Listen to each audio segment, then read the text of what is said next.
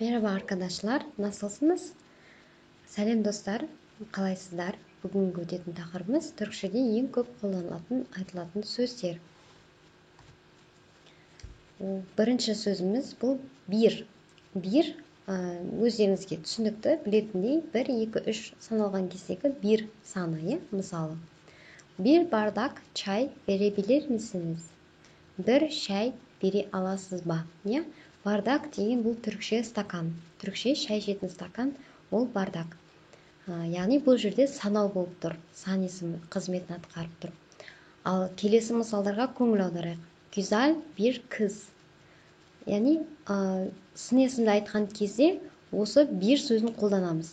Біздің мысалы оңтүстік өңірлерде осылай айтамыз, бір әдемі қыз екен, бір сұлу қыз екен деген сияқты. Сол жердегі бір деп, яғни бір затты сипаттау мақсатында айтады.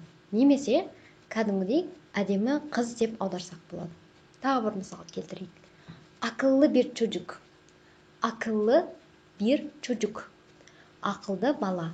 Ағылшын тілін білетін болсаңыздар, en артиклінің қызметін атқарып тұр. Яғни бұл белгісіздік артиклінің қызметін атқарып тұр. Akıllı bir çocuk. Негізі айтылған кезде мына бирдің рысы естілмейді. Тез айтылған кезде, мысалы, akıllı bir çocuk. Ақылды бір бала деген сияқты, ақылды бала. Келесі мысалымыз бұл. Бұл деп аударылады. Осы бұл деп аударылады. Мысалға, бұл адам benim arkadaşım. Бұл адам менің досым, немесе құрбым. Bu çanta benim. Бұл сөмке менікі. Яғни бұл осы деп аударылады екен. Келесі, не сөзі қазақ тілінде не деп аударылады. Мысалы, сенің адың не?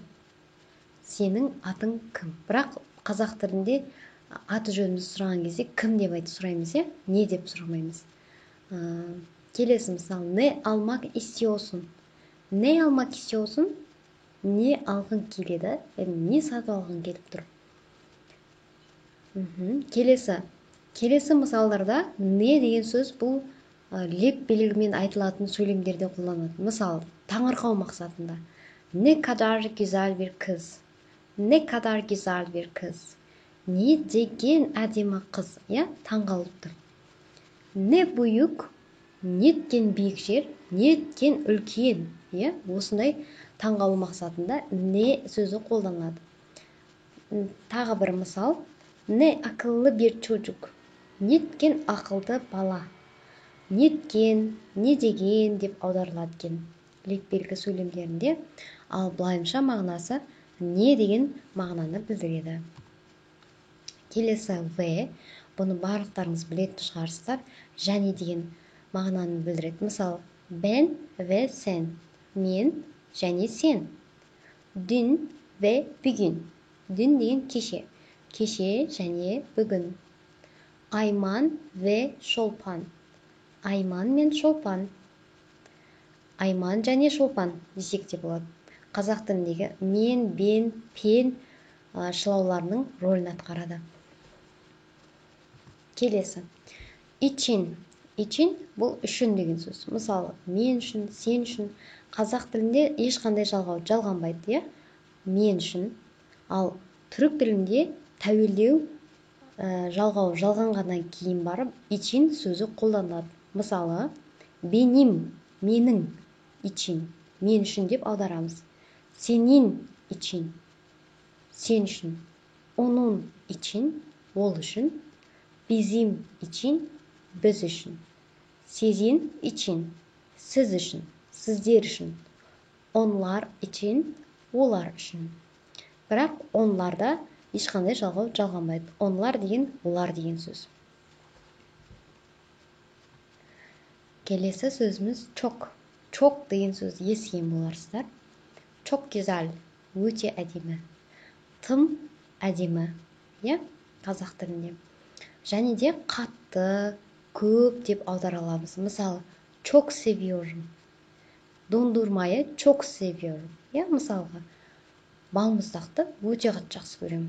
Немесе çok istiyorum, қатты қалаймын. Қатты бір нәрсені қалаймын, иә? Қалап тұрмын. Және де тағы бір мағынасы çok insan, көп адамдар. Sokakta çok insan var. Көшеде көп адамдар бар. Яғни көп, қатты, өте, тым деп аударылады екен. Келесі сөзіміз ben. Бұл мен деген сөз. Мысалға, ben öğretmenim.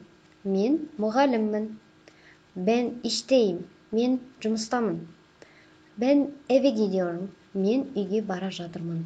Бұл сөз түрік тілінде ең көп қолданылатын сөздердің 8-ші орынды алады екен. Яғни мен деген сөз. Келесі. O бұл екі мағынаны береді. Біреусі ол деген сөз. Мысалы, ол үйінде, o evinde. Мысал, o kız benim arkadaşım. Ол қыз менің құрбым. O bardak benim. Ал келесі мағынасы анау. O bardak benim. Анау стакан менікі. O araba babamın arabası. Ол көлік, анау көлік әкемнің көлігі. Ayman benim ablam. O çok akıllı. Ayman менің әпкем. Ол өте ақылды. Яғни сөйлемнен байқасаңыз болады. Сөйлемнің ретіне қарай o деген сөз аударамыз. Ол деген мағынада аударамыз. Анау деген мағынада аударамыз.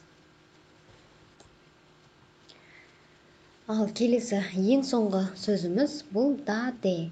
Да де бұл мысалы орыс тілінде тоже деп аударылады. Мысалға, ben de istiyorum. Қазақ тілінде да де, мен де. Bugün de geldi. Bugün de келді. O da muzu seviyor. Ол да бананды ұнатады. Яғни бұл жерде муз дегеніміз мұз емес, банан деген мағынаны білдіреді деген. Да де, яғни қазақ тіліндегі мен де, ол да, сен де деген сияқты мағынаны бірдей аударылады екен.